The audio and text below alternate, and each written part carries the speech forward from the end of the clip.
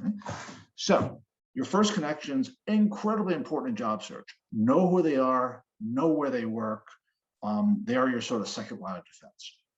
Your third line of defense, there's only so many people that will take your call. Let's be realistic. There's only so many people you're ever going to be first connected to. However, you can create first connections for yourself. Okay, and this is really the key. So if you don't have a big network, then you can create first connections for yourself. Now, in job search, I found the best way to increase the chance that someone connects with you is if you have a commonality with them. So yeah, you could ask, you could send me a LinkedIn invitation right now. If I don't know you, I may not accept it. Well, but if you send me a LinkedIn invitation and you show me that we came from the same university, not necessarily the same year, I graduated 200 years ago. So the odds are if a Penn or Columbia person contacts me, I'm probably older than them. But if you went to the same university, if you worked for the same employer, or you're even second connected with them, these are all very, very powerful tools to use in dramatically increasing the chances that someone connects with you. Okay. Now, the next question you're going to say is, well, Mike, what if I don't have commonalities with them? Okay, then you can use your second connections, or you can go back to the standard. I'd like to add you to my network. By the way, when you link in with somebody, use short words. I get LinkedIn invitations all the time. It's like a book. No one reads a book. So if I were connecting with someone that went to my university, I would say, Penn 88 wishes to connect. Hi. Hi, Penn 88 wishes to connect. So keep it short, keep it sweet. And even if you don't have any, if you have second connections, hi, we know people in common. Let me say that slower. If you're second connected with someone and you want to invite them, I would say, hi, we know people in common. I wouldn't mention those people unless you have their name, unless you have permission to use their name. I think it's bad form. But I find that people will connect with you this way. So let me give you some statistics. Okay, so hopefully you can still see my screen. Okay, actually I'll type them in. So if you invite 100 people, okay, everybody could if everyone could look at the chat for a second. I know I'm good looking, but let's go to the chat for a second. If I invite 100 people and I have a commonality with them, again, same university, former employer, or we're second connected. If I use the right wording, which I just told you, then if I invite 100 people, I will almost guarantee you, unless you went to the University of Chicago, 30 to 40 people will accept your invitation. 30 to 40 people. Why University of Chicago? I don't know why. I've had clients there and they reach out to other University of Chicago people. They don't seem to like each other. I don't know. Don't ask me why. Okay, so you invite 100 people, 30 to 40 or 30 to 40% connect with you. And then you ask them for a phone call. Okay, how and all that. If we have time, we'll talk about that. You ask them for a phone call. And what you're going to find is, I'm going to type it in the chat. You're going to find that between 4 and 7 people will give you a chat. Okay. Now let's just take a step back. If we were in the credit card business and we sent 100 people solicitations by mail or by email, and 30 or 40 of those people looked at the solicitation, and 4 to 7 people signed up, we'd be trillionaires. Because in credit cards, it's now, I don't know, it's 0.005% now, whatever it is. If you think about it for a minute, if you take a look at these numbers, you invite 100 people and 4 to 7 of them give you a phone call. That is incredibly powerful, especially if it's the right person. You can call my mother, or you can link in with my mother, but that's not going to do you a lot of good because, I don't know, well, she's in real estate, still in real estate at the age of 79. Thank God mom's doing well. But basically, if you think about it for a minute, these are very, very incredibly powerful numbers. There's 4 to 7 people. And a lot of you are saying, like my clients or pre-clients say, Mike, no one's going to pay attention to me. No one wants to help me.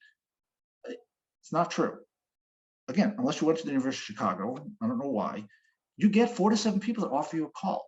And the great thing is that if they offer you a call, they've self-selected themselves into this process. So for you folks that are nervous about making phone calls to people you don't know, okay, that's me. I'm in that boat too. If you think about it for a minute, these people self-selected themselves in to help you.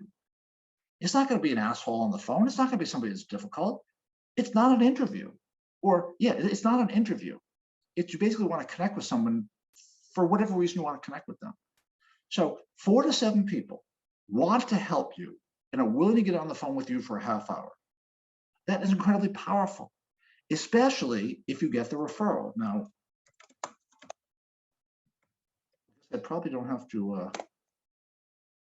okay, so if you get the referral, now look at this. Let's go back to our numbers. Here's where it really gets powerful. You invite 100, 30 to 40 say, yeah, I'll accept your invitation. 4 to 7 people give you a chat.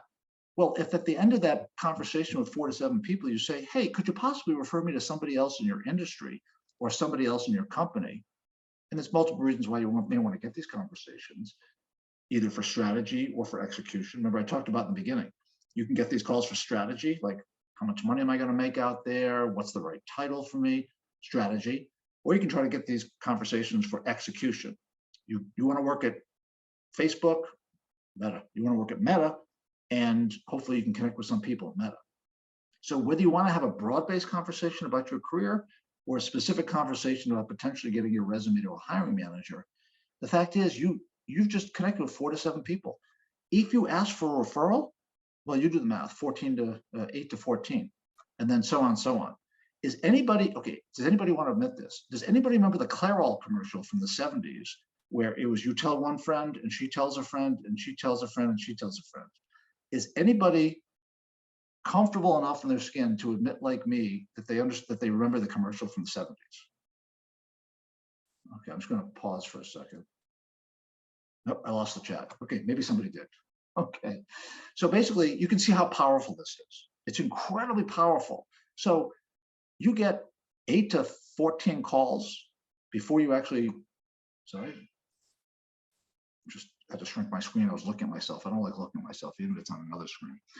You get 8, 10, 12, 15 calls with people, either in the same company, across companies, for whatever purposes. There's a lot of information that you're going to see, and a lot of information you're going to get, and it just makes you smart. And of course, as Agilists, we know that fail and learn, or ask the opinion, feedback. I mean, if you think about it, I guess I think I'm arguing here that feedback may be the most important part of job search. And a lot of you think that, well, I can't get the feedback. Well, you can get the feedback, because even if you don't have friends, you could potentially use these kind of phone calls to get you feedback on your resume. You connect with somebody and you don't want to have a conversation with them. Okay, hi, Bob, thanks for connecting with me. You mind giving me literally 5 minutes of feedback by email on a resume if I give it to you?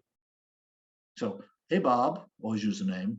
Hey, Bob, Mary, would you mind giving me some feedback on my resume? Quick 5 minutes, just in an email. All right, you're going to get somebody to give you feedback.